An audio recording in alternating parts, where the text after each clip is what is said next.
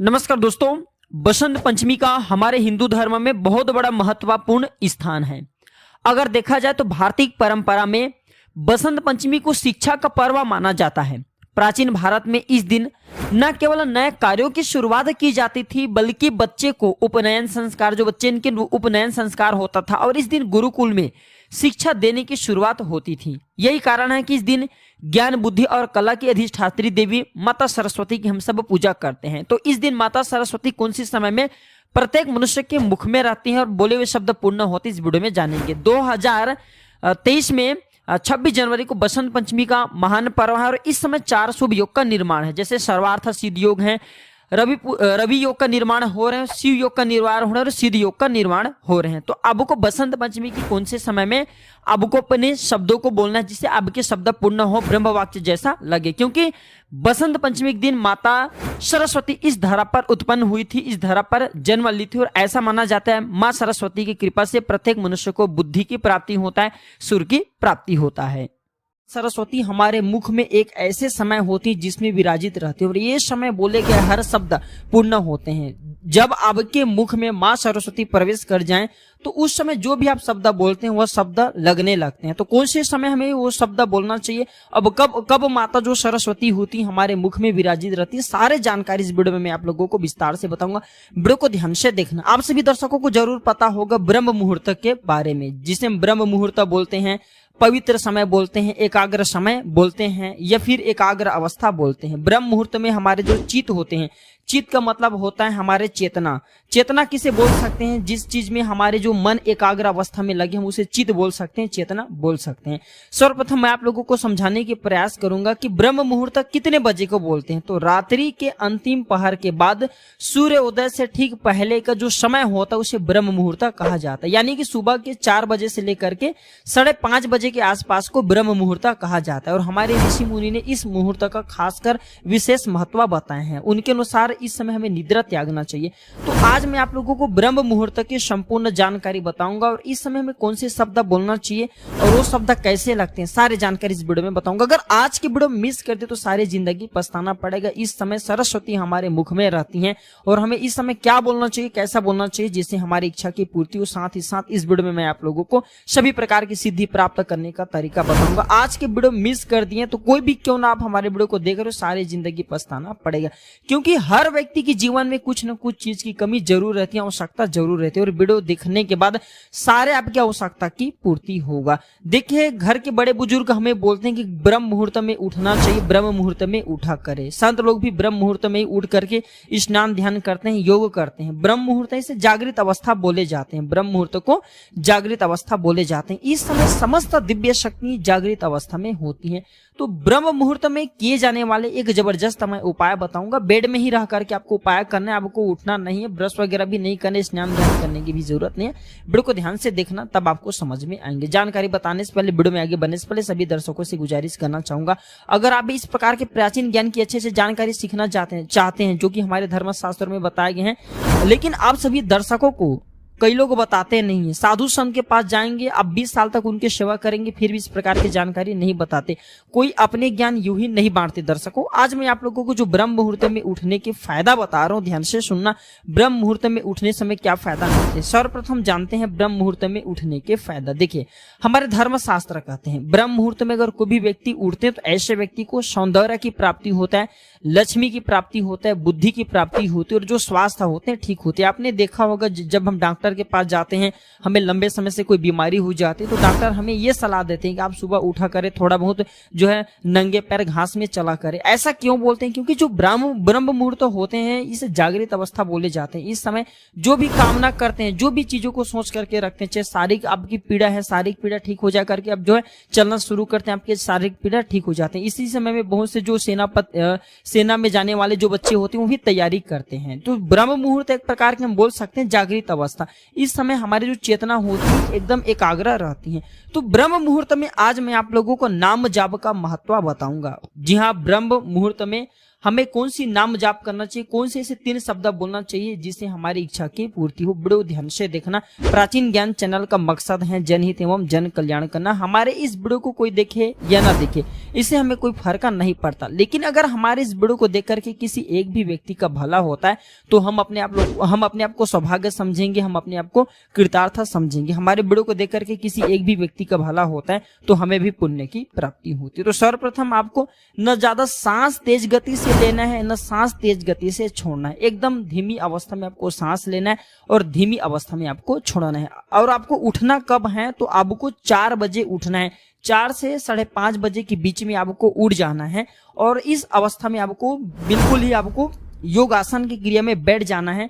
न आपको सांस तेज गति से लेना है, न सांस आपको तेज गति से छोड़ना है और टाइट कपड़े आपको पहनना नहीं। बिल्कुल एकदम शांत आपको एकांत कमरे में बैठ जाना है। अगर आपके कमरे में कहीं से लाउड स्पीकर का शोर आता है तो आप जो दरवाजा बंद कर दीजिए। बिल्कुल एकांत अवस्था में बैठना और आपको प्राण जाप करना है। प्राण जाप किसे बोल सकते हैं, सांसों के माध्यम से आपको जाप करना है। इसे सर्वोत्तम जाप कहा जाता है क्योंकि श्वासों में परमात्मा स्वयं बैठे हैं और श्वासों के द्वारा उनको अगर आप याद करोगे तो आप जो भी आपकी मनोरथ हैं, जो भी आपके सवाल हैं, जो भी इच्छा, वो परमात्मा तक पहुंचते हैं। तो मैं सारे जानकारी इस वीडियो में आप लोगों को बताऊंगा। नाम जाप के क्या फायदे हैं और हमें कौन सी जाप करना चाहिए ये भी इस वीडियो में बताऊंगा। देखिए, नाम जाप करने के सर्वप्रथम कुछ फायदे बता देता हूं। तो नाम जाप करने से संपदा शक्ति प्राप्त होती है।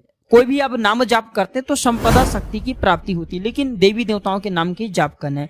लौकिक संपदा में जैसे कि धन में कितनी शक्ति होती है आपने देखा होगा। आप इससे मिठाई खरीद सकते हैं, मकान खरीद सकते हैं, दुकान खरीद सकते हैं, वस्त्र खरीद सकते हैं, जो भी दुनिया में जो भी चीज आप खरीदना चाहते हैं वह खरीद सकते हैं। तो इस प्रकार के नाम जाप से ही ये सारे सिद्धि प्राप्त होती है, यानी कि धन की देवी लक्ष्मी सिद्ध होती है। नाम जाप करने के बाद जो दूसरी शक्ति प्राप्त होती है, भुवन पावनी शक्ति। भुवन पावनी शक्ति किसे बोल सकते हैं, जैसे कि आप जहां भी रहते हैं वहां के वातावरण पवित्र हो जाते हैं।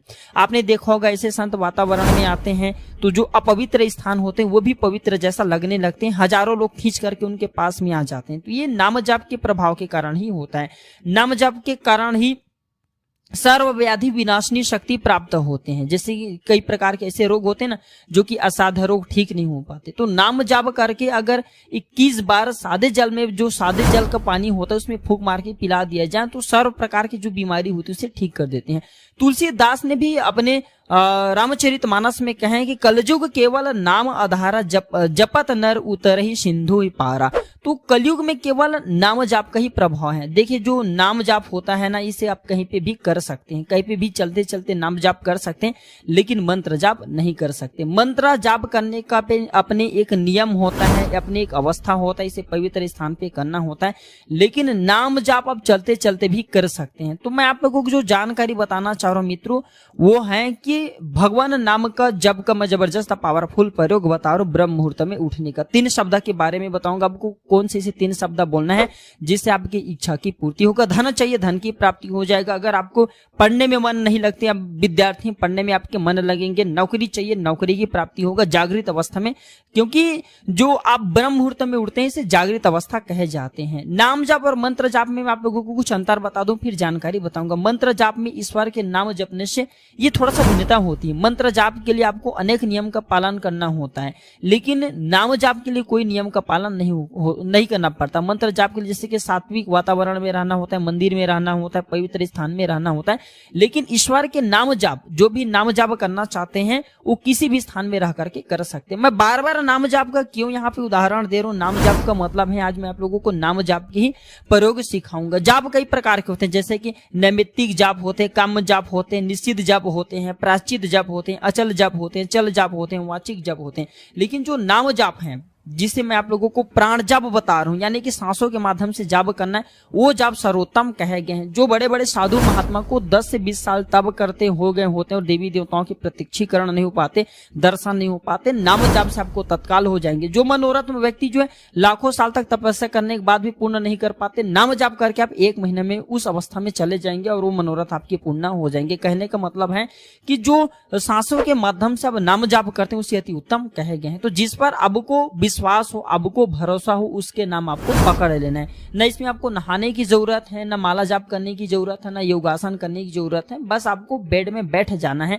और जिस पर आपको विश्वास हो उसके नाम आपको पकड़ लेना है। जैसे कि राम जी पर आपको विश्वास हो तो राम राम राम राम आपको सांस लेते समय, सांस छोड़ते समय आपको राम राम जपना। जैसे कि ऊपर सांस आपने लिए, ऊपर की तरफ अपने सांस खींचे तो राम बोलना है, नीचे की तरफ अपने सांस छोड़े तो फिर राम बोलना है। तो पूरे शरीर में राम नाम अगर आप जप करते रहेंगे तो राम नाम का जप रम जाएगा और भगवान आपसे खुद जुड़ जाएगा। जरूरी नहीं कि राम नाम का जप करे। कृष्ण जी को मानते तो कृष्ण जी का जाप कर सकते हैं, माता लक्ष्मी को मानते तो उनके नाम का भी जाप कर सकते हैं, दुर्गा माता को मानते तो जय माता दी का जाप कर सकते हैं।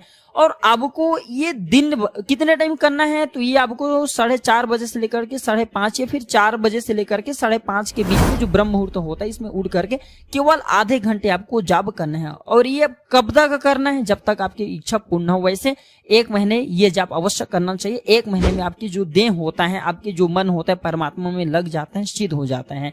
और यह क्रिया केवल आपको जो भी आपके मनोरथ उसमें आपको 1 महीने तक जरूर जाप करना चाहिए। वैसे 2 सप्ताह में इसके रिजल्ट आपको तत्काल मिलेंगे। तो आपको बोलना है कि मैं वो शब्द बता रहा हूं जिस शब्द से आपकी गरीबी मिटेंगे, आपकी कंगाली मिटेंगे, या जो भी आपके जीवन में चल रही परेशानी वो परेशानी समाप्त होंगे। तो आपको पहला शब्द बोलना है। ध्यान से सुनिए, से किसी पेन कॉपी में नोट करके रखे। आपको राम नाम की जाप करना है। जो भी आपके देवी देवताओं के प्रति आस्था है उनका नाम का जाप करना है। और मैं जो बता रहा हूं ये शब्द आपको बोलना है। प्रथम शब्द बोलना है कि प्रभु मैं आपके दास हूं। अगर माता है तो बोलना है कि माता मैं आपके दास हूं, मुझ दिनहीन पर कृपा करें। प्रभु मेरे गरीबी को तिनके की तरह मिटा दे। बिल्कुल ही आपको अगर माता है तो बोलना है कि माता मेरे गरीबी को तिनके की तरह मिटा दे।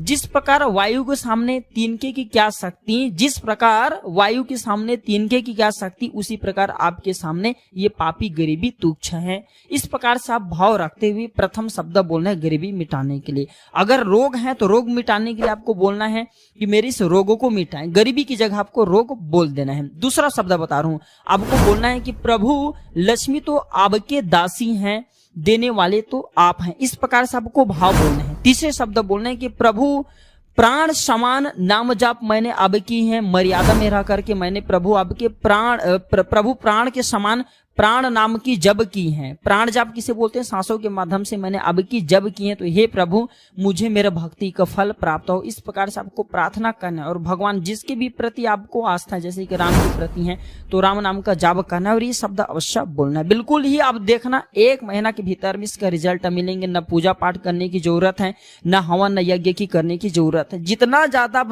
नाम की जाप करेंगे उतना ज्यादा इसका पॉजिटिव रिजल्ट मिलेंगे और मनोकामना की पूर्ति होगी। क्योंकि आपने प्राण के माध्यम से, सांसों के माध्यम से भगवान नाम की जब की अपनी इच्छा को भगवान को बोले हैं तो वह इच्छा परमात्मा तक पहुंच जाते हैं। क्योंकि सांस में भगवान हमारे रमते हैं, बसते हैं और आपने सांस के माध्यम से भगवान को इच्छा बोले तो वह इच्छा भगवान तक पहुंच जाते हैं। तो जितना ज्यादा हो सके अब नाम जाप जरूर करें। नाम जाप के महत्व हमारे धर्म शास्त्रों में भी बताएंगे। और बड़े बड़े संत महात्मा मंत्र जाप नहीं करते बल्कि राम नाम की जप का मैं सबसे बड़ा उदाहरण बताना चाहूंगा आपको। हनुमान जी महाराज को जरूर देखे होंगे। हनुमान जी महाराज भगवान राम के बहुत बड़े भक्त हैं। हनुमान जी महाराज भगवान राम के दिन भर राम नाम की जाप करते हैं।